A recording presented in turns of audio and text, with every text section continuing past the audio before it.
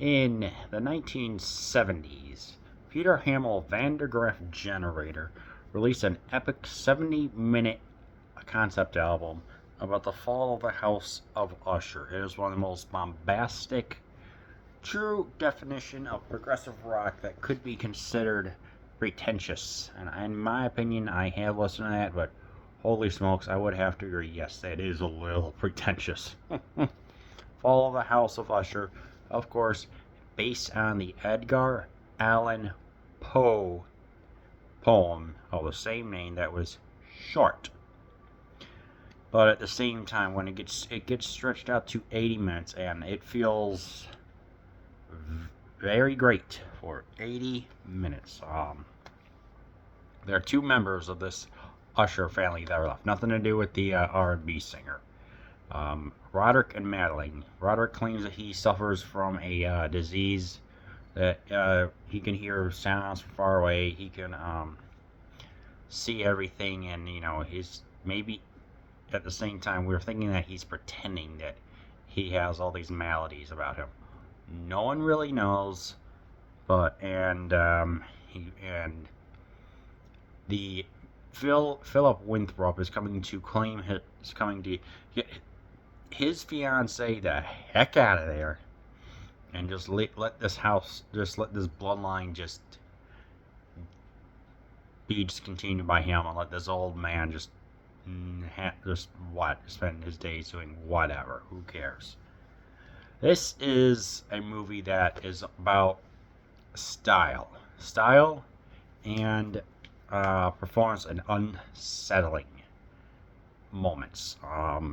Some people would say, "Oh, it's just all style over substance." Well, what about if the style is substance, in the sense of when you feel uncomfortable? This movie makes you feel uncomfortable, but in a good way. It's not claustrophobic. It's open. It's massive and open, but with only 4 players that are in there. It doesn't feel good. It just feels so tense. I guess tense is the word, You look at it and you just think, this is just ooh.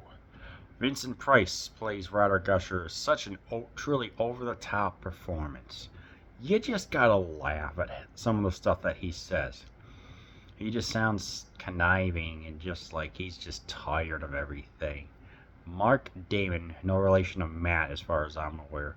At first I thought he was going to be kind of boring. He's like, he's just going to be like all the other just going to be like all the other persons that are just going to come in. But no, he himself starts to descend into madness enough, and I'm like, all right, I like where this is going enough for it to be able to be interesting, because it's like just playing a normal, rational, lucid person, but when he starts just seeing the house just start to splinter with this gargantuan fissure appearing, it's like the house itself is alive and under stress. It's not going to exactly say, although I am the actual house of Usher, I am the material that constructs and protects the human inhabitants from elements. It's not going to be sentient.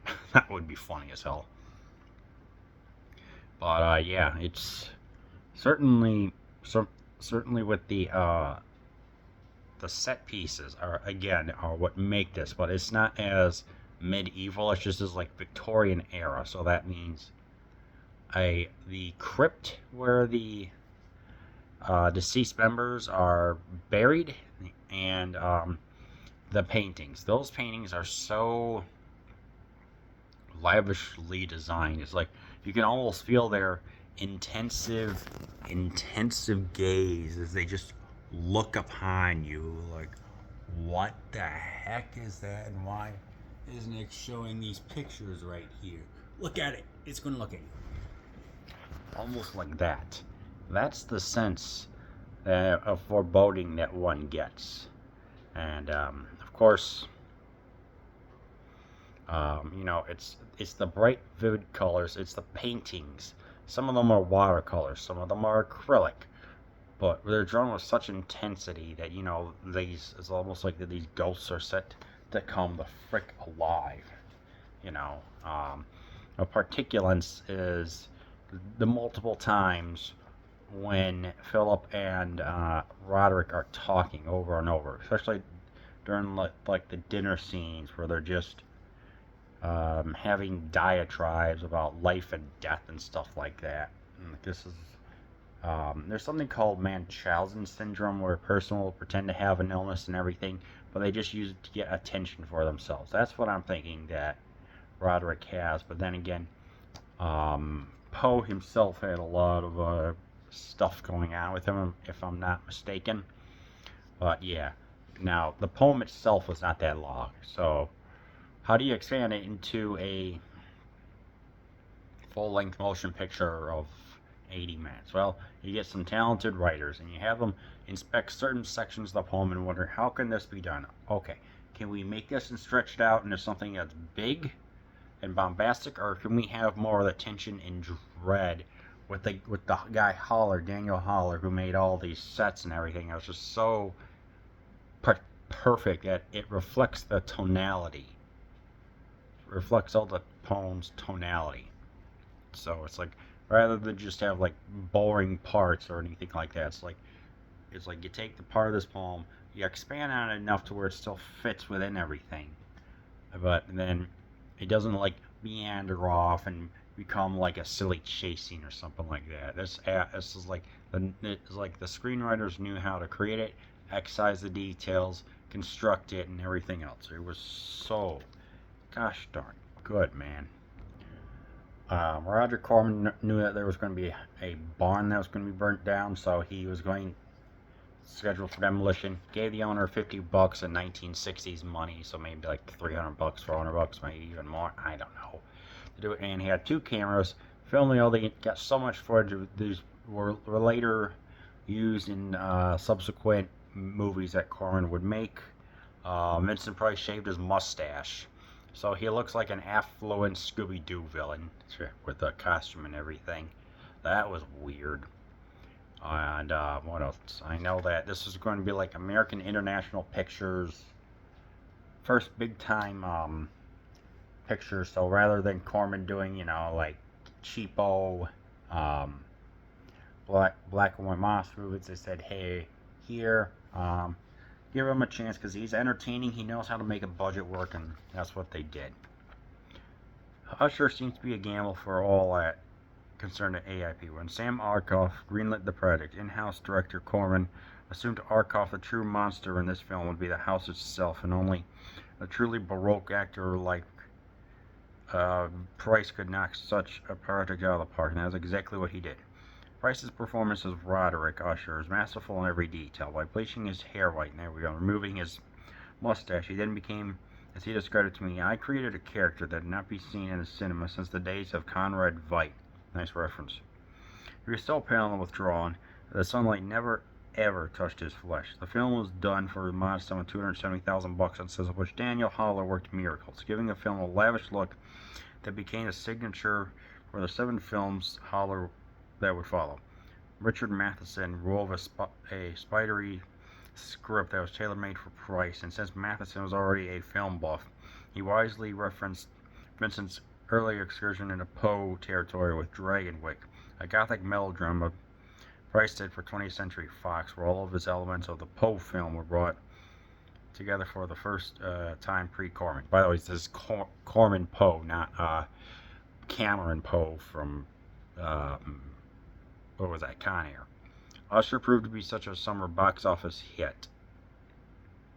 Yeah, this is a blah blah blah. Very moment we see Vincent standing by the portrait of his dead wife, while wondering if the harpsichord music he heard was played by a ghost. Proved to be a summer box office hit as fashioned by its inventive director. Corman, this modestly made film with a cast of 4 took full advantage of the CinemaScope lens to prowl around every cobweb corridor and stare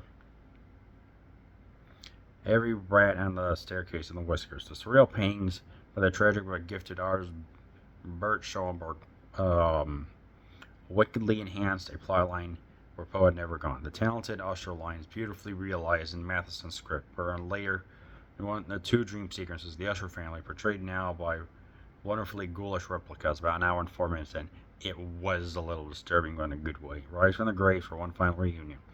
Prior to this film, only Francis John Epstein ventured into Usher material with equal success in 1928 with the aid of a young Louis Brunel. Usher made enough money that summer to create a need at AIP for a follow-up, and Corman, unable to film The Mask of the Red Death, made the only logical choice. Edgar's wildly popular short fiction, The Poet, The Pit and the Pendulum. So, yes, right there. The Pit and Pendulum. This led to that. In case you're wondering, it's David Del Valle who wrote this. He said that he was an 11-year-old who stood in line for this matinee to see the Usher at the Pix Theater in Hollywood during the summer of 1960. Not since 1939 had so many great films come out in the same year. Not the least of which was Psycho. The impact of seeing Vincent for the first time as Roger Usher speaking in hushed tones inspired one critic to refer to him as decayed plush. Vincent recalled making Usher. The film was a gamble for all of us, yet I was prepared to take a gamble because I had believed in the works of Edgar Allan Poe. I felt audiences would enjoy seeing him on the screen. When I first read Richard Matheson's screenplay, I was a bit taken aback by the altering of relationship from Poe to what would become the film House of Usher. However, I have been down this road before with another film based on American master, Nathaniel Hawthorne's House of the Seven Gables, which I did over at Universal with a wonderful actress, Margaret Lindsay. In this novel, they were brother and sister in the film. They were lovers. In both cases, the spirit of Hawthorne was retained, and I Steele Matheson did much the same when he decided to make Madeline Usher cataleptic, as well as in love with the young man who came to take her away. In Poe's tale, the man is his good friend who arrives at the House of Usher or to witness his collapse and has no romantic in his sister at all. So, yeah, the young actress who plays my sister, Myrna Fahey, was very good. I thought it was also very ironic that she and Mark Dame look like brother and sister. They really do. Her coloring and hair seemed to match like a truly uncanny way. Mark was prettier, of course, and I told him every chance I got. Went on a crash diet and actually started filming. The result was very astonishing. As I looked in the mirror, I saw an albino version of Nicholas Von Ryan. I watched Dragonwyck on television not too long ago. I was struck by similarities in the two characters. There's really no difference since Anya Satan had placed references there in her novel in the first place. And one screen, so yeah. I know you may as well say everything about it. So yeah, this is definitely arguably the top, just freaking phenomenal movie. Yeah, in 80 minutes, it is definitely style as substance. You know, the performances are great. The descent into madness, the house itself seems to be extremely haunted. Yeah, but just keep this in mind. It's like not much goes on towards the end, but the dialogue and everything else makes up for it. So if you want to see a really freaking great film, Vincent Price acting over the top and what you can do with a budget and a barn and a controlled fire with a barn, I recommend The Fall of the House of Usher.